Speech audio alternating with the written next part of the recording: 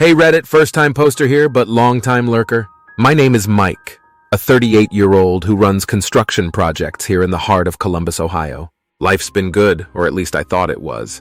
You see, I've built my life the way I build my projects, with care, precision, and a blueprint for everything. My wife, Emily, is 36, teaches a bunch of lively first graders, and has always been the kind of person who lights up a room with her smile. We've got two amazing kids, a dog that's too smart for its own good, and a house that feels like it's straight out of a family sitcom. Now I'm the kind of guy who doesn't mess around. Straight shooter, they call me. Loyalty is the foundation I've laid my life upon. I don't forgive easy, and I don't forget. Betrayal isn't just a word in a dictionary to me. It's a collapsed building that can't be put back up. But let me take you back a bit. 11 years to be exact. That was the year I proposed to Emily under the stars in the Columbus Park of Roses. She had tears in her eyes, and I knew I had the whole world in my hands, our love. It was the kind that you didn't question. Solid and supposed to last until the earth stopped turning. Now fast forward to today, or rather a few days ago. Christmas is breathing down our necks, and I'm up in the attic searching for the decorations. It's a mess up there. Dust is a blanket over boxes we haven't touched in years. That's when I find this old flip phone tucked away in a box marked Memories 2008. Funny, I don't remember us keeping old phones as keepsakes. Curiosity has always been a friend of mine, so I think, why not see if this ancient relic still works? I find the old charger, plug it in, and the little screen flickers to life. It's like waking up a piece of the past. And boy, did the past have a lot to say. I'm not prepared for what I find. Messages that turn my sturdy world into quicksand. They aren't to me or any family member, no. They're to someone named Dan with little hearts next to his name. My brain starts doing the math before I can stop it. 11 years ago, Emily never mentioned any Dan. So there I am, sitting in the dust and the cold with every heartbeat feeling like a sledgehammer against my ribs. I've got to know more. But not like this. Not with half-told truths from a phone that should have stayed lost. I slide the phone into my pocket, head downstairs and plaster on a smile for the kids. But inside, I'm anything but the festive dad they see. I'm on a mission for the truth. And that's where I am, Reddit, standing on the edge of what feels like a cliff, looking down into what might be the end of everything I've known. But I'm not the kind of guy who just jumps. I'm the kind who plans the descent. So I'm going to find out everything before I confront her. Because in my world, you don't accuse without proof. You don't tear down a building without knowing exactly why it's gotta fall. I'll keep you all posted. Hey Reddit, back again, it's Mike. I wish this update was to tell you all about how the phone was just a silly, misunderstood thing, but life's got a way of throwing curveballs that would make a major league pitcher jealous. I found that old charger, and wouldn't you know it? The darn thing actually worked. The phone came to life with that old, familiar jingle like it was no different than any other day. My heart was racing. The kind of adrenaline you get when you're standing on a high beam, 10 stories up with no harness. That's when I saw it. A messaging app I didn't recognize, blinking with notifications that were years past their delivery date. Reading those messages was like watching a car crash in slow motion. They were from Emily to this guy, Dan, filled with words that felt like punches to the gut. I miss you. Can't wait to see you. Last night was a dream. Every single one of betrayal, every word, another crack in the life I thought I had. The dates, they lined up perfectly with a time I remember all too well. 11 years ago, I was laid up with a bad fall from a site, the kind of injury that has you staring at the ceiling for weeks. It was Emily who played the devoted fiancé, bringing me meals and managing my meds, or so I thought. Now I'm seeing it was also Emily who was sneaking off to play house with some guy while I was whacked out on painkillers. I sat there on our bed, this phone in my hand, feeling like a live grenade. My head was spinning, disbelief, anger, and yeah, that sting of betrayal that sears your insides like a branding iron. Emily, the woman I shared my bed, my life, my kids with, sneaking around like a character from one of those trashy soap operas she hates. I wanted to storm down the stairs, confront her with her little love notes to Dan, and watch her face for any flicker of guilt. But that's not me. I'm not the confrontation on a whim kind of guy. I needed to know everything first, have all my ducks in a row, because when I bring the hammer down, I want to be with the full force of the truth behind it. So I'm playing the long game. West, Emily, she's acting normal like any other day. She's got no idea that I know, and I'm keeping it that way for now. But every smile, every peck on the cheek feels like a lie now. I need to dig deeper. Make sure I have the whole picture before I blow up our lives. If I'm pulling the house down, I'm gonna be damn sure I know why I'm doing it. I'll let you know what I find, Reddit, because right now, it's all I've got. Alright, Reddit, it's Mike here, clocking back in with an update. If you've ever thought life could be as tangled as the cords behind your TV, then welcome to the club. The past few days have been like living in a detective show. Except I'm the guy piecing together his own case of domestic heartbreak. With the stealth of a cat, I started combing through the history of us. I went down to the basement where we keep all our old plans. You know, Emily, being a teacher, she's meticulous about keeping records. So I dug out the one from 11 years ago, dusted it off, and what I found was a map to the past. Days she said she was working late, business trips, and those mandatory team-building weekends. I cross-checked dates with the messages, and guess what? It was like fitting into a puzzle, a really sad, pathetic puzzle. Then there was the social media archaeology dig. I jumped onto the old Facebook account I haven't used in years, scrolling way back to simpler times, or so I thought. There were pictures, Emily and this Dan guy always side by side at work events, always tagged together. Great job, team. Couldn't have done it without you, Dan. It was all right there in the open, and I was too blind to see it. The more I found, the more meticulous I got with my documentation, screenshots, printed emails I found saved on an old hard drive, receipts for dinners out that I thought were for client meetings. It was like I was building a case for a jury, except the only juror was me. And my verdict was already pretty much decided. All this time I'm putting on the Oscar-worthy performance of the unsuspecting husband. I kept it normal. The goodnight kisses, the how was your day banter. It was eating me up inside, though. Every smile from her was like a twist of the knife, but I couldn't let on. I've got to keep the act up for the kids, too. They don't deserve to get dragged into this mess. Dan, this guy turns out he left Ohio a few years back, moved on to some tech job in California, a whole new life. I even found his LinkedIn profile. Great at building professional and personal relationships. Yeah, a real charmer. So there you have it, Reddit. The case of Mike versus the ghost of infidelity past. All evidence points to a guilty verdict. What's left now is the confrontation. But it's got to be more than just a showdown.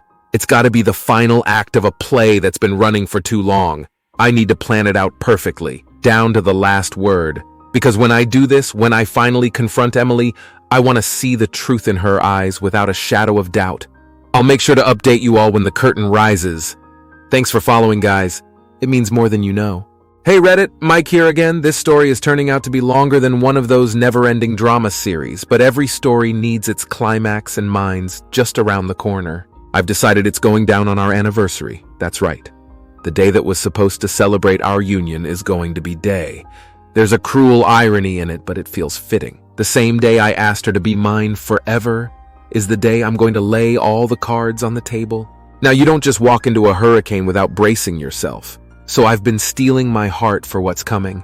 It's been like living in a house of mirrors, every reflection showing a happy family. But I know too well that some of those images are nothing but illusions. The pain of keeping up the act is a constant burn. It's there when I wake up and kiss Emily, "Good morning." It's there when we sit down for dinner and chat about what the kids did at school. And it's there when I turn off the lights and pretend I'm falling asleep next to a woman I trust. My jaw has been clenched so tight, I'm surprised I haven't cracked a tooth. But here's the deal, I'm not going into this blind. I've got a plan, I've scripted the questions, rehearsed them in my head and in front of the bathroom mirror. The words feel like lead on my tongue, but they're ready to be fired when the time comes. I'm going to take her out to dinner, the same place we celebrated getting engaged. It's always been our spot. I'll let evening settle, let her sip her favorite wine, and then I'll ask her about the past. Not like I'm curious, but like I know something's off. And when she realizes I'm not just making conversation, I'll show her the proof. I want to see her face, watch her eyes, and know what she's really feeling. Is there guilt? Remorse? I need to see it, raw and unfiltered. The conversation in my head goes 100 different ways, but every time it ends with me walking away from the table. So that's the plan, Reddit. As for the emotional prep, well, let's just say it's a work in progress. I have to swallow the bitterness, and every night I have to drown out the anger with a couple of beers. It's tough, not letting the rage or the hurt through the cracks. But this charade is necessary for just a little while longer. I'll update you all after, whether it's the end of an era or the start of a new chapter. You guys will be the first to know. Hey Reddit, Mike here. It's been a minute since my last update, And oh boy, do I have a story for you. Our anniversary. That was the night I decided would be the grand finale of this tragic play. We went to our spot, the little Italian place downtown where I'd gotten down on one knee all those years ago. The same dim lighting casting golden halos around the room, the same old waiter with his lopsided grin. It was supposed to be romantic, celebrating a decade and a year of marriage. Emily was all smiles, dolled up in her favorite dress, the one that made her eyes look like the moon. And there I was, a storm brewing behind my forced smiles. We ate. She talked. I nodded. The dance of normalcy was excruciating. Each course, they stepped closer to D-Day. With every bite, I felt like I was swallowing down the anger. The wine was bitter on my tongue. Finally, we got home. The babysitter left. The kids were already in bed, and that's when I turned from loving husband to the man with a mission. I didn't even let her settle. Didn't offer coffee or the comfort of the couch. I laid it out. The old phone, the messages, the pictures like cards on the table. At first, she laughed it off. A nervous chuckle that didn't quite reach her eyes. She tried to say it was a joke. Silly thing from the past, but her voice was as shaky as a leaf in a storm. Then came the hard proof. The dates, the details I had meticulously gathered. The laughter died. Her face went from pale to flesh, a tide of realization washing over her. And then the dam broke, the tears, the sobbing, the "I'm so sorry." But here's the thing, Reddit. I felt nothing. No sympathy for those crocodile tears. No warmth in the coldness spreading inside me. My voice was like steel when I told her it was over. She pleaded. She promised it was a mistake, a thing of the past, but it was too little, too late. I told her I'd be sleeping in the guest room until we figured out what to do with the house, the kids, the broken shards of our life together. She cried herself to sleep on the sofa, and I lay awake, staring at the ceiling of a room I barely recognized. So the dust has settled a bit since the night of revelations. And by settled, I mean it's like the quiet after a bomb's gone off. In the aftermath, there's been a lot of debris, emotions, memories, the bits and pieces of a life I thought I knew. I sat Emily down the day after. It wasn't a negotiation. It was a declaration. I told her I wanted a divorce. No second chances, no couples therapy. The trust was shattered, and I'm not the kind of guy who tries to piece together a broken mirror. She cried. Sure, she said sorry 1,000 times, maybe more, but my course was set. The kids, man telling the kids was the hardest part. I sat them down, looked into their confused little faces, and explained that sometimes even mommies and daddies need timeouts from each other, that we both loved them more than anything, and that wouldn't change no matter where we slept at night. There were tears, questions I had tough answers for, and through it all I had to keep it together for their sake. I called a family meeting too, told my parents, my sister, a few close friends. It was a mixed bag. Some were shocked, couldn't believe sweet Emily could do such a thing. Others, they just hugged me, said they had my back. My dad, he's a man of few words, just squeezed my shoulder and gave me that nod, that "you're doing the right thing" nod. Emily's now looking for a new place. We agreed she would move out. It's better for the kids to stay in their home, keep some semblance of normalcy. We're hashing out the details of co-parenting. It's like walking a tightrope, but we're doing it for the kids. The lawyers are in the picture now, drawing up the papers, splitting up the life I spent almost 15 years stitching together. It's cold, it's impersonal, but it's necessary, like cutting away the damaged part of a building so the rest can still stand. I'm not looking back. I've always been the guy who looks ahead, makes the decisions, and doesn't dwell on the what-ifs. I stand by my principles, loyalty, honesty, and if you can't give me that, you're not getting a second chance. So that's where I'm at, a single dad soon to be divorced, standing on my own 2 feet, and looking out for my kids.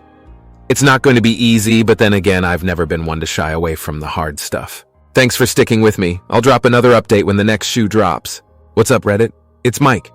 Back for what feels like the final chapter of a saga I never wanted to star in. It's been several since I last spilled my guts to the internet.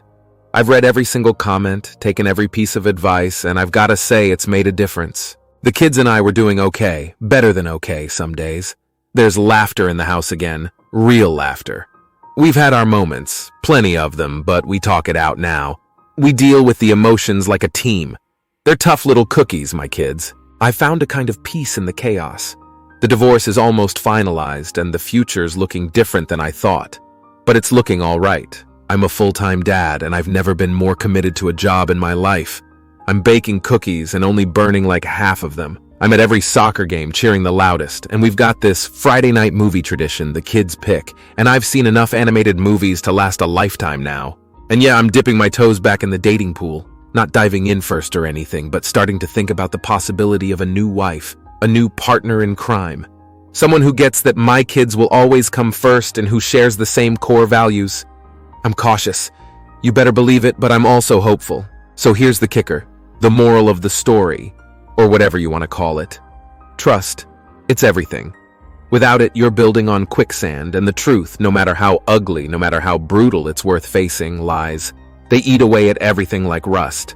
They might not cause the collapse right away, but give it time and down it all comes. I've learned a lot about myself, about what I can handle, and about what it really means to stand by your principles. I'm not the same guy I was when I started posting here. I'm a little wiser, a little tougher, and a lot more thankful for the honest people out there. Thanks for being a part of my story, Reddit, for the advice, the tough love, the virtual shoulder to lean on. Keep your eyes open, stand firm, and never settle for less. Thank you for tuning in to Audio Tales AI. If you enjoyed today's story, remember to hit that like button and subscribe to our channel. Your support keeps these stories coming. Until next time, remember, love, trust, and understanding are the foundation of a great relationship. But betrayal, lust, and deception make for the best YouTube videos.